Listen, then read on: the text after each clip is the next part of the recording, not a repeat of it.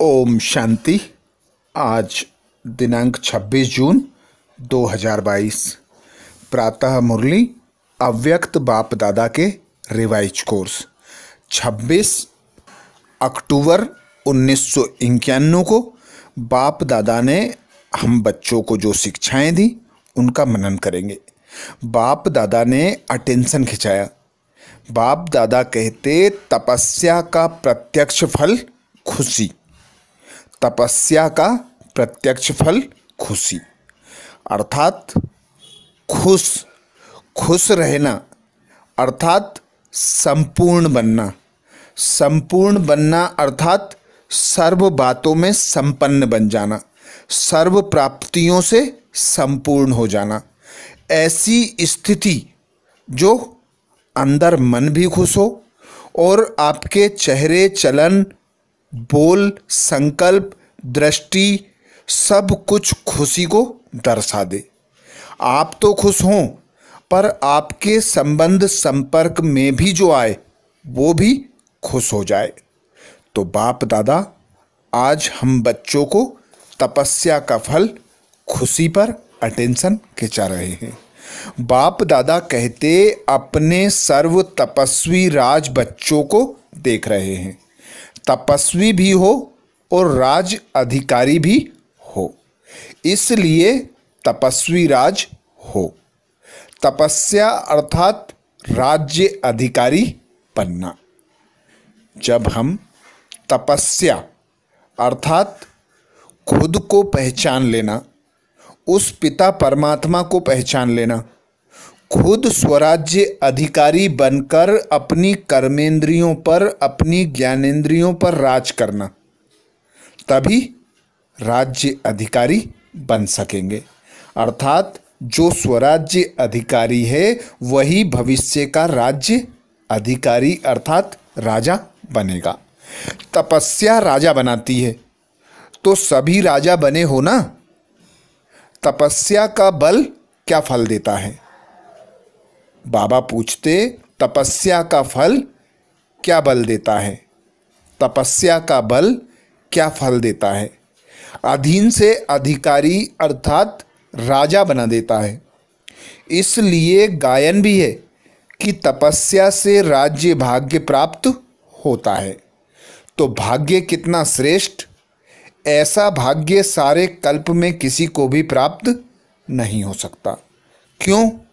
क्योंकि स्वयं भाग्य विधाता भगवान हम बच्चों को संपूर्ण भाग्य से सुशोभित करता है, अर्थात सर्व खजानों का वारिस बना देता है, पूरा वर्षा देता है।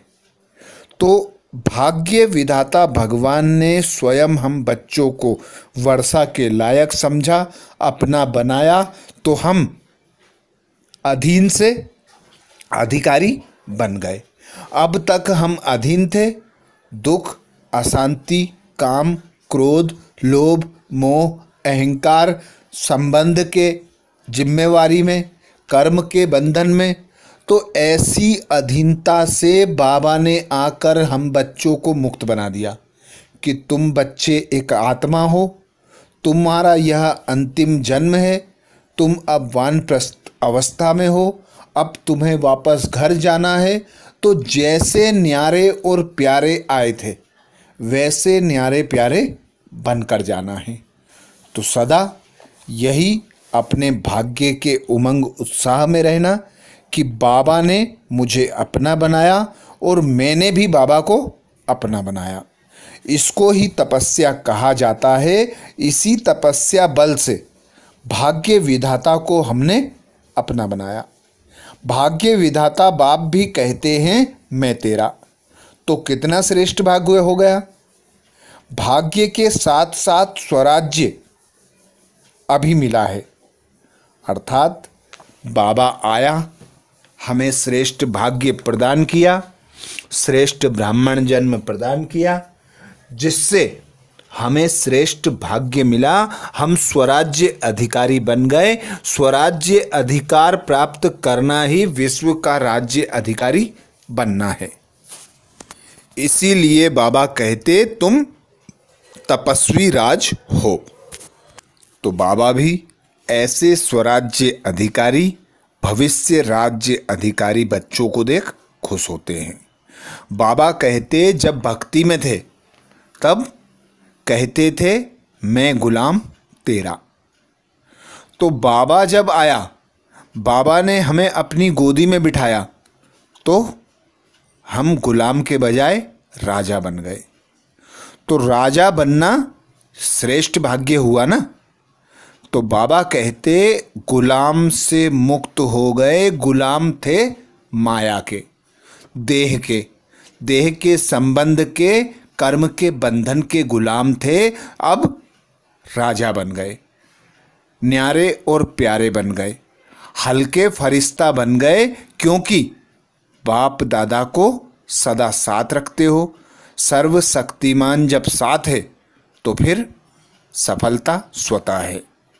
तपस्या का अर्थ बाबा कहते सहज नाचना, सहज गाना, मौज मनाना। मौज मनाना अर्थात बाप के मिलन में मौज मनाना, बाप से सर्व प्राप्तियों की मौज मनाना, भविष्य देवी देवता बनने की प्रारब्ध को अभी अनुभव कर मौज मनाना। तो सर्व प्राप्तियों से संपन्न बन मौज मनाओ, सर्व गुणों का गान गाओ।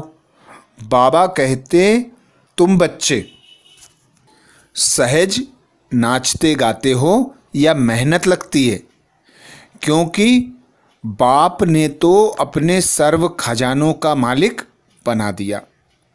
अर्थात बाप मिला तो सब कुछ मिला, सर्व गुणों से संपन्न बन गए। तो ऐसे आदि अनादि स्वरूप के गुण गाते हो या मेहनत लगती है?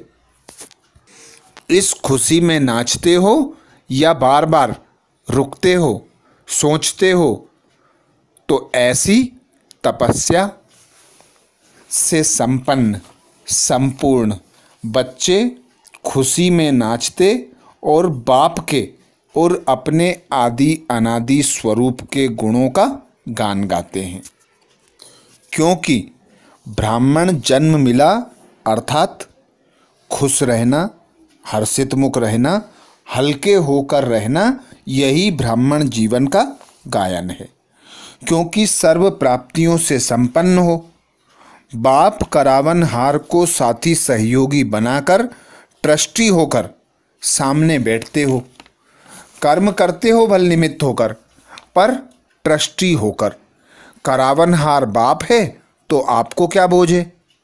यह तो निमित्त बनाकर भाग्य बनाने का साधन बना रहे हो। तो ऐसी जिम्मेवारियां सब बाप को दे देते हैं, इसलिए हल्के फरिश्ता बन जाते हैं। सदा यही स्मृति रहती है कि सर्वशक्तिमान बाप मेरा साथी है, सहयोगी है, मददगार है, तो भारीपन अनुभव नहीं होता। सहज और स्वतः सफलता प्राप्त हो जाती है। तो बाप दादा की यही श्रीमत रहती कि योग का प्रयोग करो, सर्व खजानों के साथ साथ योग का प्रयोग करो। तो जितना जितना योग का प्रयोग करेंगे, बाबा कहते यही योग का प्रयोग सर्व खजानों को, चाहे समय का खजाना हो, चाहे संकल्प, चाहे ज्ञान का खजाना व स्थूल तन भी, अगर योग के प्रयोग की रीति से प्रयोग करो तो हर खजाना बढ़ता ही रहेगा। इस तपस्या वर्ष में योग का प्रयोग किया है ना? बाबा पूछ रहे हैं योग का प्रयोग क्या किया? एक एक खजाने पर प्रयोग करो तो खजाने खर्च कम होंगे और प्राप्ति अधिक होगी। जैसे कि ब्रह्मा बाप कहते थे कम खर्च वाला नसीन बनो, तो संकल्प, बोल, कर्म करने कम पड़े और प्राप्ति अधिक हो। अर्थात सफलता 100% मिले, खर्चा कम हो, ऐसे कम खर्च वाला नसीन बनो। जिस प्रकार बाप दादा ने कमाल की, क्या कमाल की कितने थोड़े समय में क्या से क्या बना दिया। तब तो कहते हो ना कमाल कर दी। एक का पदम गुना प्राप्ति का अनुभव करते हो, तब कहते हो कमाल कर दिया। जैसे बाप दादा का खजाना प्राप्ति और अनुभूति ज़्यादा कराता है, ऐसे आप सब भी बाबा कहते योग का प्रयोग करो। सिर्फ यह गीत नहीं है कि बाबा आपने कमाल कर दिया, आप भी तो कमाल करने वाले हो, करते भी हो, लेकिन तपस्या के चलते कुछ समय मेजोरिटी की रिजल्ट क्या देखी? बाप दादा ने रिजल्ट देखी। तपस्या का उमंग उत्साह अच्छा है, अटेंशन भी अच्छा है, सफलता भी है, लेकिन स्व प्रति सर्व खजाने ज़्यादा यूज करते हो। बाप दादा ने अंडरलाइन कराई कि स्व प्रति खजाने ज़्यादा यूज करते हो। अपनी अनुभूतियाँ करना यह भी अच्छी बात है, लेकिन तपस्या वर्ष स्व प्रति और विश्व सेवा प्रति ही दिया हुआ है। तपस्या के वाइब्रेशन विश्व में और तीव्र गति से फैलाओ। जो सुनाया कि योग का प्रयोग को और अनुभव की प्रयोगशाला में प्रयोग की गति को बढ़ाओ। वर्तमान समय सर्व आत्माओं को यही आवश्यकता है, आपके शक्तिशाली वाइब्रेशन द्वारा वायुमंडल द्वारा परिवर्तन होने की।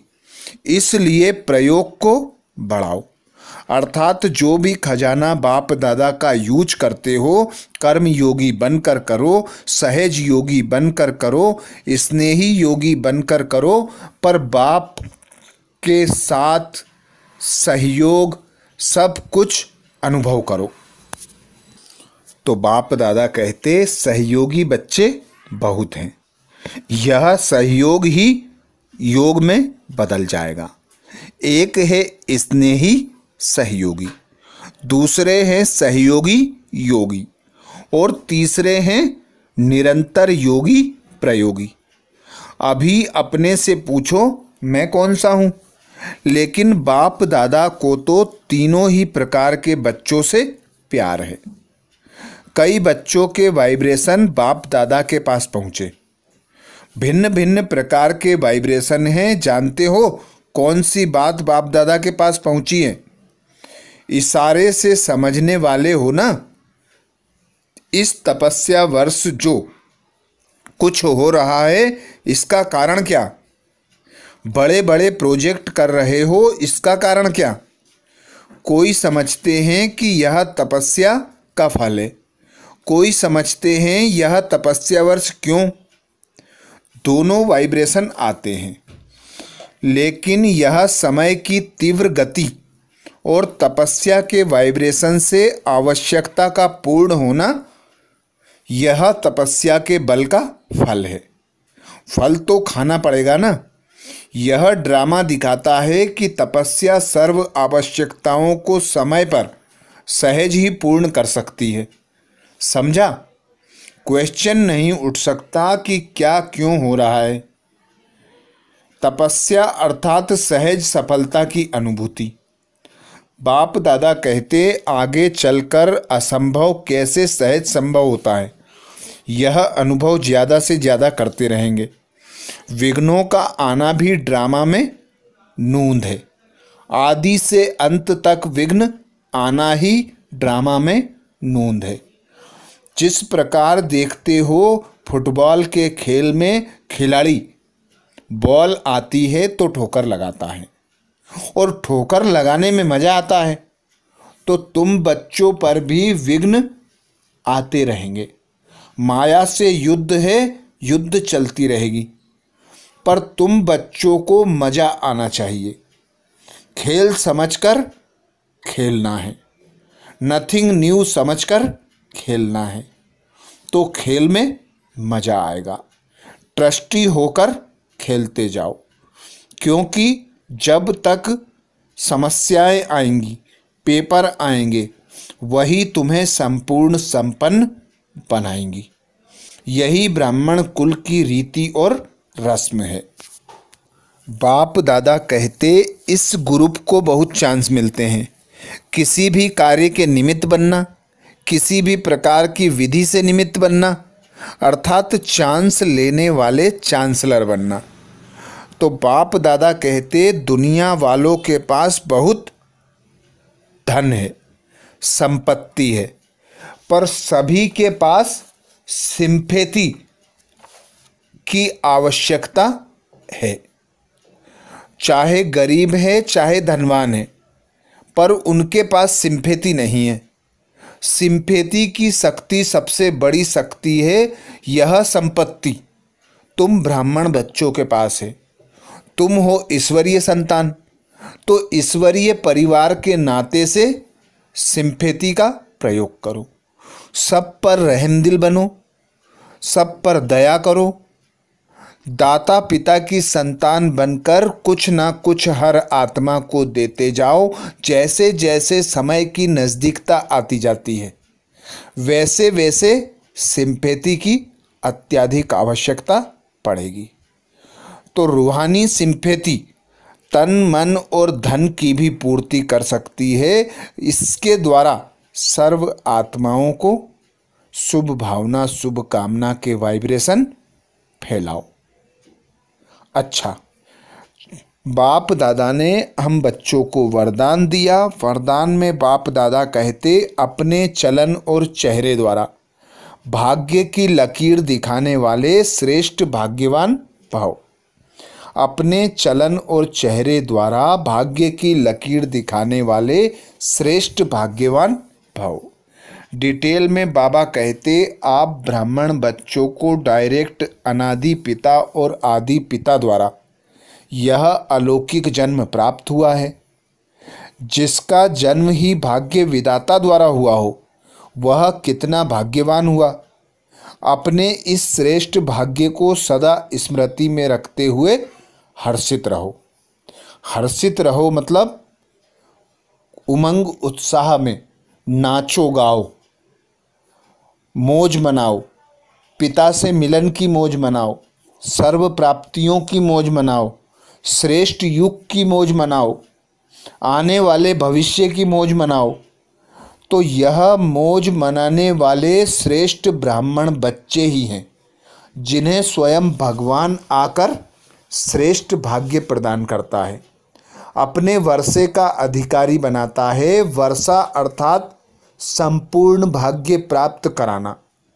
तो बाबा आता है हम बच्चों को एडॉप्ट कर संपूर्ण वर्षे का अधिकारी बनाता है, जिसमें ब्राह्मणों का गायन है अप्राप्त नहीं कोई वस्तु ब्राह्मणों के खजाने में।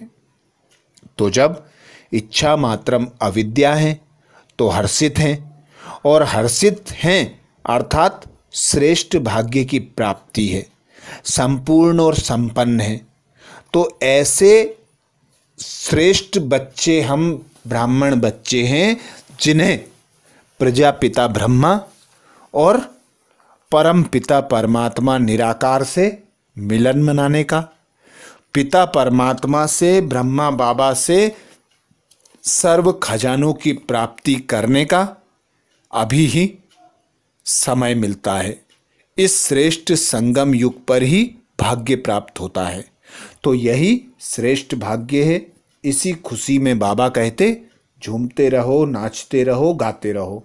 हर चलन और चेहरे में यह स्मृति प्रत्यक्ष रूप से स्वयं को भी अनुभव हो और दूसरों को भी दिखाई दे। आपके मस्तक बीच यह भाग्य की लकीर चमकती हुई दिखाई दे, तब कहेंगे श्रेष्ठ भाग्यवान। अर्थात कोई भी रॉयल व्यक्ति को देखते हैं तो रॉयल क्यों कहते हैं? क्योंकि उसका चाल चलन, उसका रहन सहन, उसका पहनावा साधारण से कुछ उच्च होता है, रॉयल होता है। ऐसे ही हम स्वयं भगवान परम पिता परमात्मा की संतान हैं। तो हम आत्माओं के चेहरे, चाल चलन, बोल, दृष्टि, वृत्ति कैसी होना चाहिए? तो बाबा कहते अब प्रत्यक्षता का समय है। जो प्राप्ति तुम्हें हुई हैं उन प्राप्तियों को प्रत्यक्ष करो, अपने चेहरे द्वारा, नैन चैन द्वारा, चाल चलन द्वारा, खान पीन रहन सहन कर्म द्वारा बाप की प्रत्यक्षता हो, तब कहेंगे श्रेष्ठ भाग्यवान आत्मा। स्लोगन में बाबा कहते, योगी तू आत्मा वह है जो अंतर्मुखी बन लाइट माइट रूप का अनुभव करता रहे। योगी तू आत्मा वह है जो अंतर्मुखी बन लाइट माइट रूप का अनुभव करता हो। तो लाइट माइट अर्थात हल्के, फरिश्ता, सर्व शक्तियों से संपन्न, संपूर्ण, ऐसा अनुभव जो हर चीज की प्राप्ति अनुभूति होती हो। तो बाबा कहते, जब तुम योग में होते हो, उस पिता परमात्मा को साथी सहयोगी बना लेते हो, अंतर्मुखी बनकर रहते हो, तो लाइट माइट रूप का स्वतः और सहज अनुभव होता है। तो उस करावनहार पिता परमात्मा की याद की लगन में मगन रहो। कैसी भी समस्या हो, कोई परिस्थिति हो, कोई आत्मा से आपका संपर्क हो, तो हर चीज में बाप को साथी सहयोगी बना लो, तो हल्के फरिश्ता लाइट माइट रूप का अनुभव होता रहेगा। ये थे बाबा के 26 जून 2022 के अव्यक्त महावाक्य, जिसमें रिवाइज कोर्स 26/10/1991 का बाप दादा ने हम बच्चों को सुनाया। तो बाप दादा की जो श्रीमत है, जो बाप दादा की शिक्षाएं हैं, उन्हें बार बार मनन कर स्मृति में रख उसका स्वरूप बनने का अभ्यास करेंगे। अच्छा, ओम शांति।